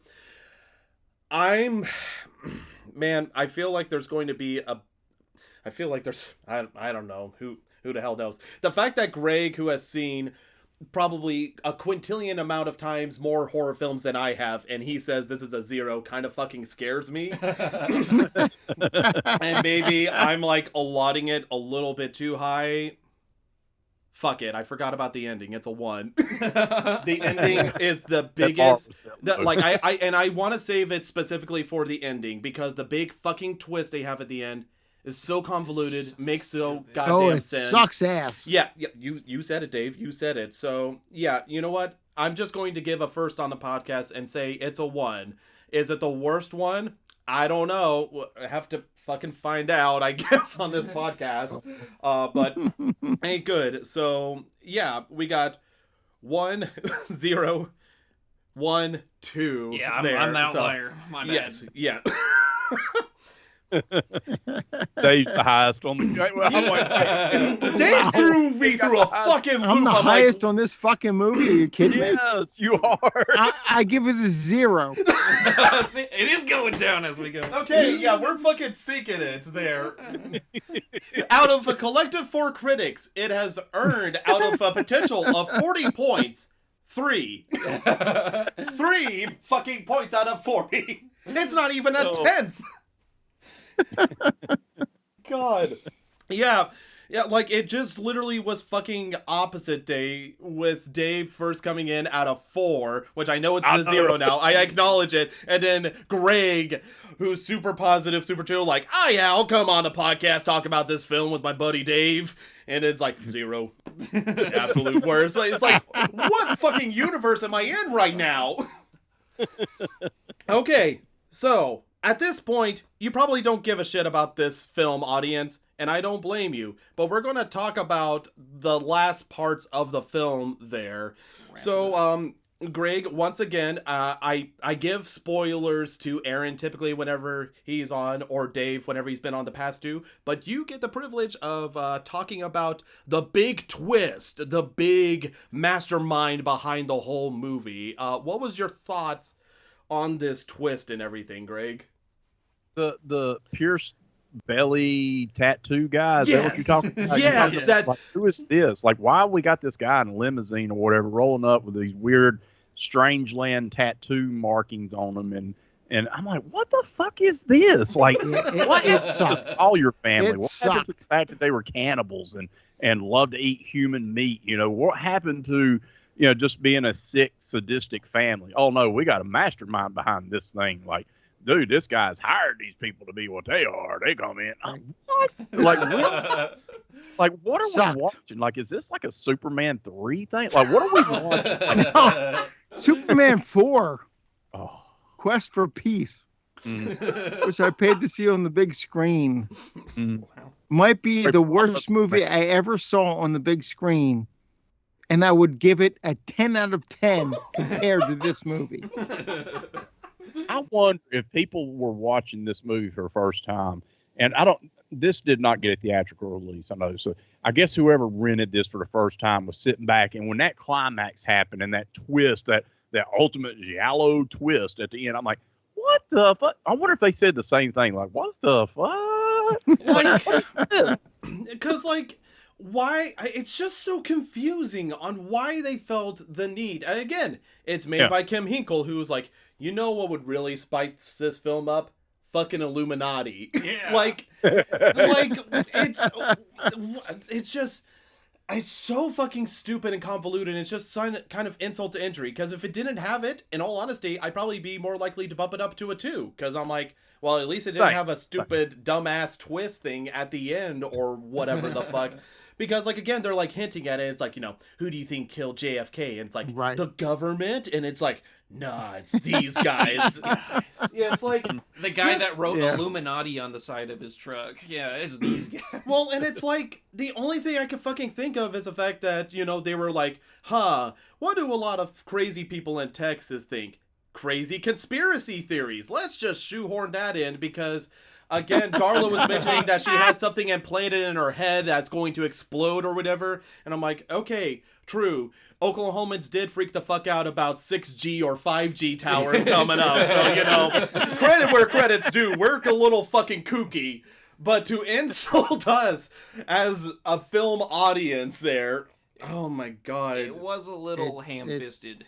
It was just like, you know, crazy people, ooh, they're just gonna be quoting Shakespeare at you. Yeah, because, like, I don't even understand the relationship. He's just like, you know, I need you to understand the true essence of fear. And it's like, is this like a fucking ritual or something? Who's this guy? What's the point of this? I need them to understand horror. Anyway, here are my 3 belly nipples. Like, okay, dude, what's your MO? It's just, it didn't make any goddamn sense. Like, I felt like they were like, well, we can't end it like the other films. We've already copied it too much. You know? But wait, we did get the ending where they're in a freaking RV instead of a truck, and we still get the chainsaw down the side of it, and we can't catch them, although we get a flip. But it's like, oh, we get the whole chainsaw wielding and spinning. I'm like, what the fuck? Like, they should have copied it more. They should have copied it more. No. As George Lucas would say, it rhymes. You know, it rhymes. Oh my God. And it's that whole twist was so stupid. Although I will mention one thing I liked, and this is like me fucking scraping the molecules at the bottom of the barrel. Not even scraps, molecules. I liked all the keys on the wall. Yeah, that was some good detail. That was neat. That was a good creative choice. Kudos. Anyways, so about this fucking film, that was the other thing as well. Like, as soon as, like, I guess Matthew McConaughey gets intimidated about trying to show true essence of fear, he decides to use his leg to crush Heather's head off screen, where you hear a couple of cracking, and it's just like, man, this would be a lot more impactful if I saw anything, or if it was quick, but it's just stupid as hell. They put a coconut there and just did it and just pulled it off as a head, like something. Just give us a little something. Yeah, well, and like, oh my gosh, Greg, Oh man, you're talking about giving something. That was another weird fucking decision because, you know, they're doing the dinner table where they have Renee Zellweger, you know, a la Sally Field stretch. Fuck that whole fucking scene. I know, Dave. I know, buddy. I know. We'll get you some coconut rum. It's okay. We're almost through.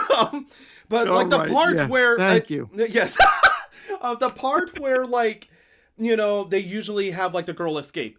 Literally, Renee Zellweger gets to a point where she's like, fuck you guys, I'm leaving. And I'm like, do you have the fucking authority to leave? Are they really? Because, like, there was a moment I was like, if they just have her leave the house, no restraint, no holdbacks, just being like, fuck you guys, I'm leaving, that would have been a better ending than what we got. I'm taking my basketball and I'm going home.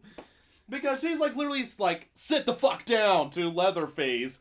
Yeah. And everything else, but then of course and then the limo pulls up, and you're like, "What the fuck am I watching right now?" Yeah, because like that was another thing too. Because again, Greg, you're right on the money that basically they're just copying the first film. Like instead of a semi, though, it's two elderly people. They were people. copying the first film to a point. Yeah. And then the limo pulled up, and you're like, what the fuck is going on in this movie? Well, and oh my gosh, that was the crazy thing too, because not only that, they ripped off the second one by having Leatherface ride in the bed of the truck trying to saw the side of the RV, and the RV decides to take a hard right into a bundle of sticks, causing it to tumble. And then as she's running down the road, a fucking crop duster flies from the sky to fucking whack Matthew McConaughey.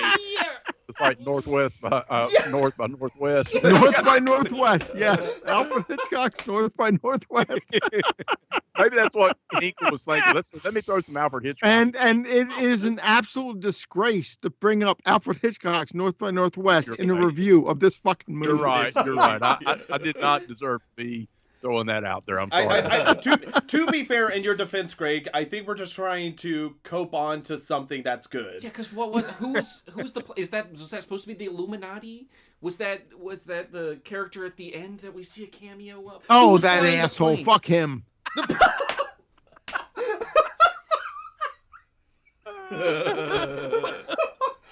The only thing would have been better was if he'd have showed up in Strangeland and D. Snyder would have really hooked some hooks to him and hung time. Let's really take that little hook piercing you got there, buddy. Oh, gosh. Well, and that's like the weird fucking thing, too, is the fact that this fucking Illuminati man picks up Renee Zellweger and they drive off, and it's just like, okay, I'll drop you off at a hospital or police station if you need me to. It's like, literally, that's the, you know what? Nah, fuck this movie. Yeah. Fuck this movie. Fuck it left. Fuck it right. Fuck in the left ear. Fuck in the right ear. Yeah. This movie sucks total balls. It's just, I just like, because when was the last time you saw this film, Dave? I know it's like been a spell. Well, I watched 30 minutes of it before this episode. Yes. Yeah. And I said, no, I'm not watching this fucking shit anymore. So it's probably been, oh God, when did I do that episode with Raul and Ashley? Last year. Yeah, it hasn't been. It's been maybe a year and a half. Okay, yeah. So like that I saw this movie in its entirety. So yeah, you were just suppressing the feeling of the ending. So I understand it. My brain's also going to protect itself. Yeah, I started watching it before we started recording. And let's pull the curtain back a bit. You know, you were all like, hey, let's start recording at 3 p.m. I said, no, I can't do it. I haven't seen the movie yet.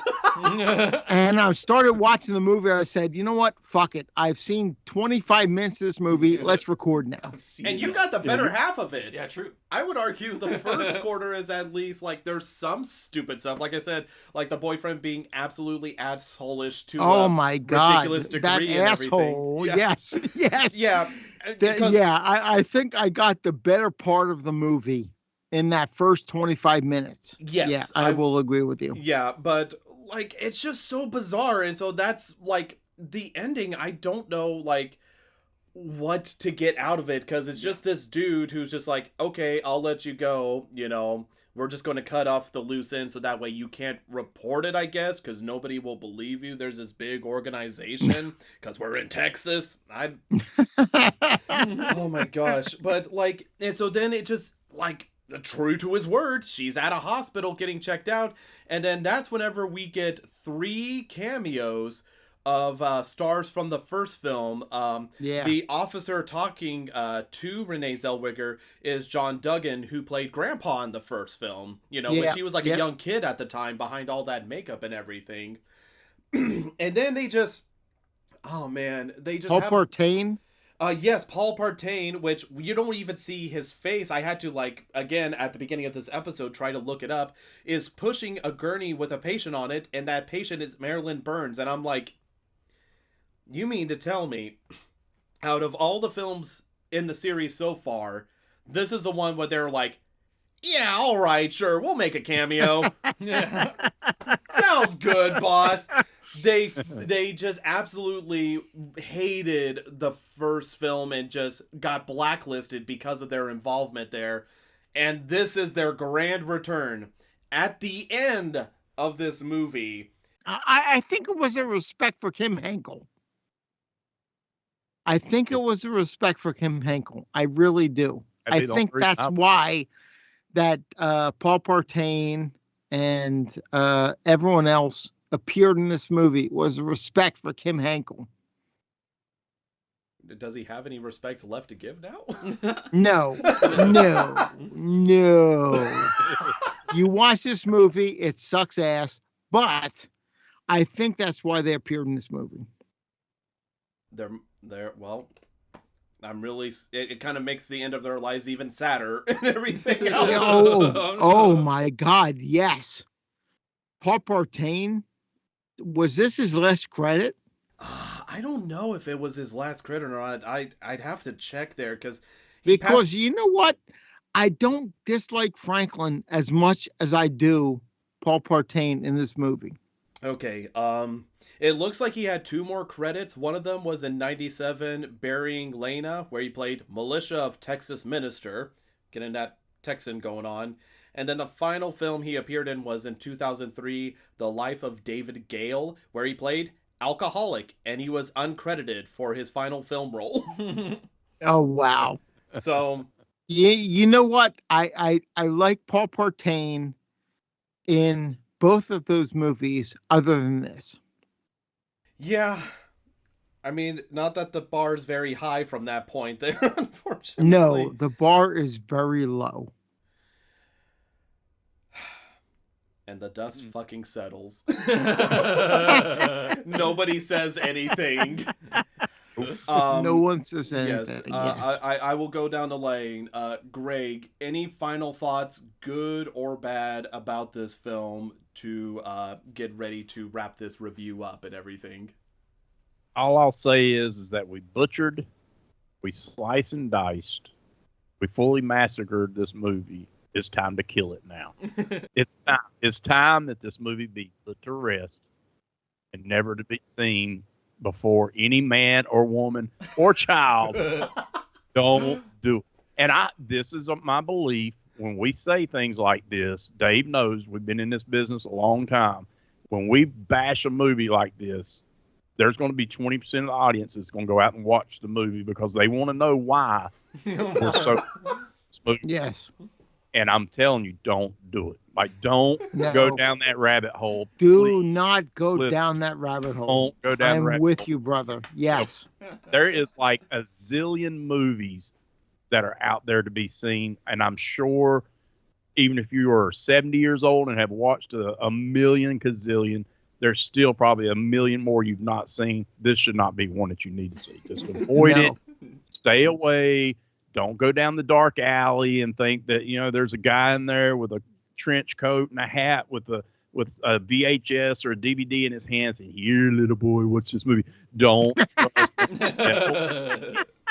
Go to the light and know that we're trying to help you. We're trying to save you from wasting an hour and whatever time this movie is. Just please listen to me. Don't do it. I'm telling you. You will I'm as never positive get that as anybody time. in this world will ever be on Do movies. not watch this Do it. movie. Don't- Yep. Beautifully said, Greg. I feel like you prepared a goddamn monologue, a soliloquy, if you will. Like, I feel like the spotlight was on you on the stage. I visualized it. Like, that's a hell of a better ending than Texas Chainsaw Massacre, The Next Generation had. Let alone, we Yes. massacred this film more than the film actually did massacre. Right. So, oh my gosh. And Dave, any final thoughts, prayers, whatever you have for this film at all? No. Just do not watch this movie. It is a 1 out of 10 for me, and that's it. Went back up to a 1. I'm glad you're Hold ending the on a curtain. high note. And the curtain drop. Yes, exactly. Aaron, Yeah. any final thoughts on this film?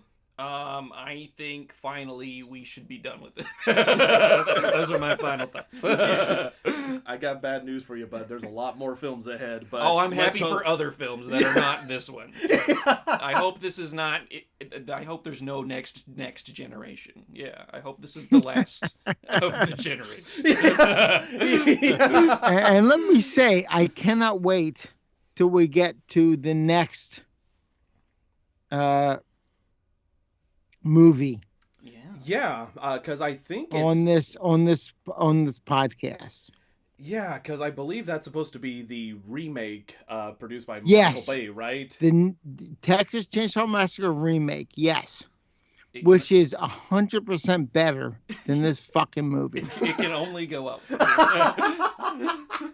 It can't go down, I promise you. Oh my gosh.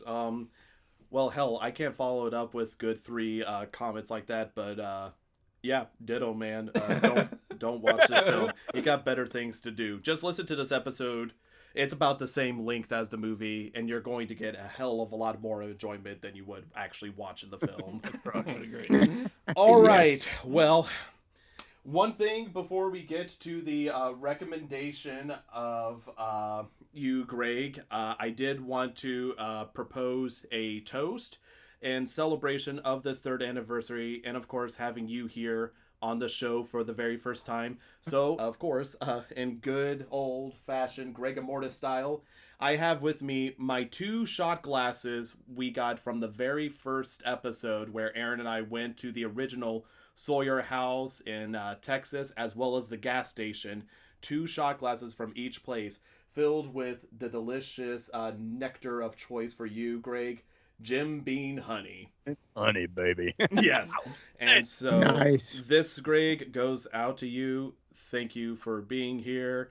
And I am super proud to have Aaron as my co-host and to have gotten to talk with y'all, and Dave accepting the invitation first off to watch Texas Chainsaw Massacre 2. So this goes out to you guys here. Oh, wow, it does go down smooth. God damn. I'm telling Oh you, God, brother. yeah. I've yeah, never had that's Jim Beam amazing. honey. Yes. Yeah. That does go down smooth. I know you said it every time, but whew, you are right. So, Greg, please lead us into what film we're going to be watching next for our podcast here. You know, I could make you watch the worst movie in my life, which is Carnivore, but I'm not. You might get on the ban list. We don't have one, but we're already building up a ban list. We pissed off J.J. Abrams last episode. True. I heard that. That's hilarious. He was itching to come on too, so you know. Oh, I'm sorry. Hold up. You were nope, can't get on there because they done screwed that poop. Here's my thing. I'm gonna give you an option. I'm gonna give you 2 themes, or 2 not themes, but 2 subgenres. So if you want to go paranormal, or if you want to go dark comedy horror. So which route do you want to go? Because I've got 2 amazing films that I really want to lead you down to. Man, I think I'm gonna have to take this to a group vote with Aaron and I here. All right. What are you feeling? More How like about on 3 we say what we want? How about that? Fuck. Okay. Yeah. Yeah, Sounds you great. got your answer in your head? Yes. All right. 1, 2, 3. Dark comedy. Oh my fucking god, we said it at the same time. I love it. I love y'all Yeah. have chose well, my friend. All right. Because the movie that I have chosen for you guys to watch is a movie that I have championed all my life. This movie is tattooed on my body. It is 1980s Motel Hell. Oh my fucking god, you wow. did it! You Yeah, fucking did it! Nice. Yes. I want you guys to go down that cannibalistic aisle and see what masterpiece you are fixing to watch. Oh my I'm god. excited. Oh man, this is like, this is exactly what I imagine as a recommendation. Like, you fucking bringing out your champion of the film, because I have, like I said, I have not listened to all the Land of Creeps, but if there's one goddamn thing that's been consistent, is that you love Halloween. And you fucking root for Motel Hell every fucking chance you get. Oh my Can I tell you what gosh. the other movie was? Yeah, Yes, of course. yes. Yeah, we want to know. And this, Bob, is what you missed out on. Have you chosen door number 2? This was your prize. Right. You would have been watching the second of my favorite movies that I love to champion of all time, and this is Sidney J. Fury's The Entity. The Entity. Oh, Oh wow. my gosh. Okay, well, I'm definitely going to have to put this on the back burner here, because Dave did. Did you ever get around to listening to the anniversary episode from last year of Leatherface, Texas Chainsaw Massacre 3? I did. Yeah. I just No, love. I didn't. Well, you were Dave there won't for do it, it. Dave. You're good. But I just love whenever it came to it. He's like, autopsy of Jane Doe. If not that, anything for Jackson. That's my other pick. Oh So, God, yes, I yeah, do. too. I love Autopsy for Jane Doe. So I do. I love that movie. And if not that, then yes, Yeah. anything for Jackson. Yes, and we did end up watching both because I was like, fuck it, Yes, I'm going to take I double know you recommendations. did, and Double feature. I love you both for that. Oh yeah, well, I am super grateful for you guys coming on to the podcast Yes. again. I've said this before, but 2 years ago, whenever I asked Dave, literally zero expectations. It was just a shot in the dark. I loved listening to you guys there, but I had heard Dave first off from Horror Movie Podcast. My actual first experience with you, Greg, was hearing you on the Friday the 13th episode series where you appeared as a guest there.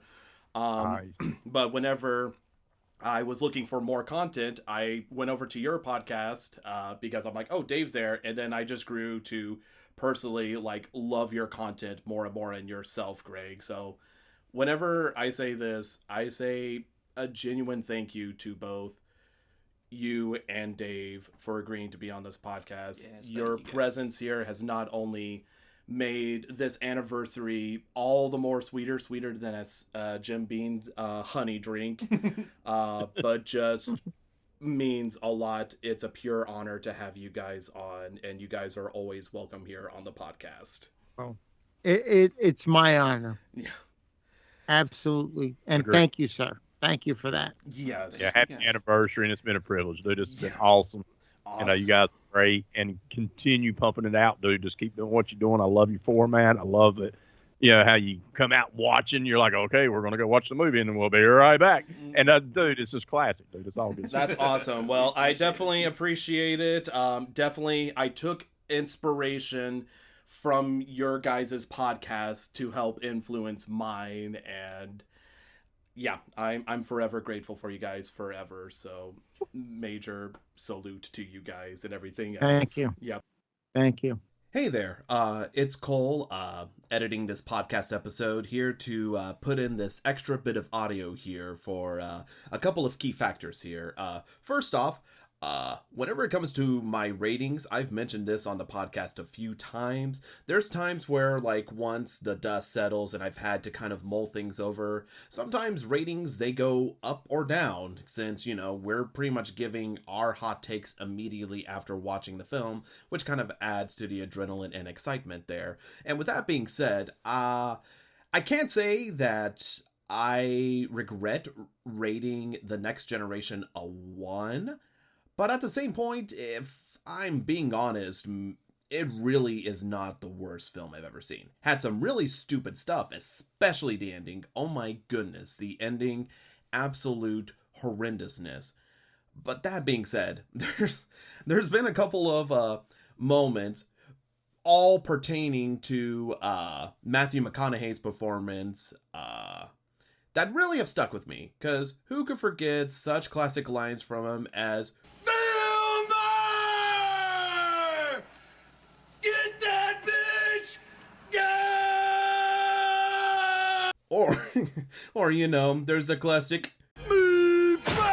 and did I mention that wall of keys? Man, that is a fine wall of keys there. But yeah, that was one of the things I wanted to mention there. Secondly, I am super grateful for Dave and Greg agreeing to be on the podcast, let alone Dave just agreeing to be on the podcast a few years ago for our anniversaries. But I totally forgot for them to tag themselves. And I'm telling you right now, if you listen to us and like our content, I genuinely beg of you to please check out Greg's podcast, Land of the Creeps. They're on CastBox as well as iTunes, so definitely give them a follow. I believe they're streaming on other platforms as well. Those are just kind of the two biggies, and I know if you go to their website, they have all the episodes available from like the very first one, so please find Land of the Creeps, whether it's like a Google search, anything like that at all whatsoever. I cannot recommend them enough. And whenever it comes to Dave, I know he has this DVD Infatuation blog where he has the challenge where initially he tried to review 2,500 films, and to this day he made that goal a long time ago, but he's still going, nearing the 3,000 mark, so definitely be sure to check out his DVD Infatuation blog. But as well, definitely stay up to date with all the stuff they have going on Twitter. With Greg, his tag is GregaMortis. So definitely find him at GregaMortis. And then with Dave, you can find him at DVD Infatuation. That's his tag there, so definitely please give both of them a follow. I made sure to follow both of them on the Poppin the Scary horror podcast account. But yeah, definitely needed to interject myself to tag them, promote them, let them know what's going on. Please stay up to date with them. They give such amazing content. They're such amazing human beings. I cannot vouch for these people enough. So yeah, I guess we'll get back to the little bit of what episode we have left here. So, yeah, thanks for listening.